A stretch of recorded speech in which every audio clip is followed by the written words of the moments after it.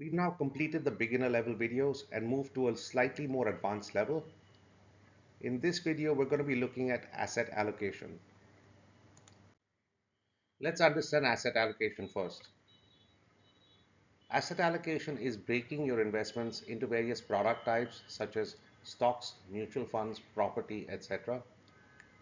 The investments in mutual fund product types are further segregated into various asset classes such as equity, debt, gold, etc. When looking at product types, one should always keep a portion for life and health insurance and maintain liquidity through their bank accounts and deposits. When allocating within asset classes, one should also do so based on the period of investment, risk profile, expected returns, volatility, and liquidity. Younger investors should have a higher allocation to equities so that they get a better return. The longer holding period offsets the risk and volatility. Older investors, however, would have a higher allocation to fixed income as they would want to minimize the impact of negative returns from equity funds and keep money safer. Allocations to gold, silver, and real estate can also be made by mutual funds. A very important point to note is that asset allocation is unique for everyone. For example, in the case of two friends of the same age, one cannot follow the other as their risk tolerances may be different, their psychology towards investing would be different. An individual's financial situation and upbringing will have a very strong impact on their investing as well. And though we hope that all investors can maintain objectivity, that is not always the case. We'll now look at why asset allocation is required. In essence, it is to keep your money safer. Asset classes don't perform consistently year on year. We will see this in more detail in the chart on the next slide. We want to allocate money across asset classes so that all money is not in the asset class that performs negatively. The changes in performance are based on market dynamics.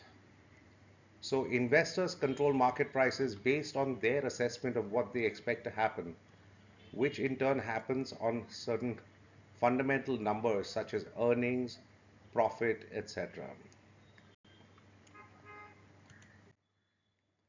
Let's look at how asset classes have performed since 2005.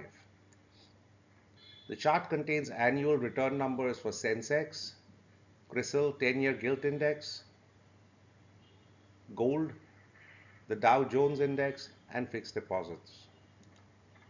The light blue line is for the Sensex, which represents the performance of the top 30 stocks in India. You can see that this is the most volatile line and has the largest fluctuation from one year to the next. The dark blue line is for the CRISIL gilt index, which represents fixed income, and you will see that it is generally positive, though it was negative in 2009 during the global financial crisis. The orange line is for gold, and you will see a reasonable amount of volatility here as well, with negative trends from 2011 to 2015 and then from 2020 to 2021. The green line is for the Dow Jones index, which represents the top 30 stocks on the New York Stock Exchange in the US. You can see significant negative trends in 2008 and 2022. And the purple line is for fixed deposits. You can see that returns have been positive throughout, and the gain has been in the range of approximately 5% to approximately 9%. If you look at the chart in more detail, you will see that except for 2023, there is always one asset class that is negative. 2023 is an exception and was a great year to be an investor as everything was positive.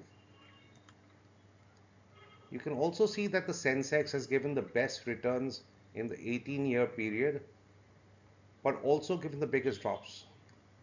Fixed income has had some volatility, but was negative only once.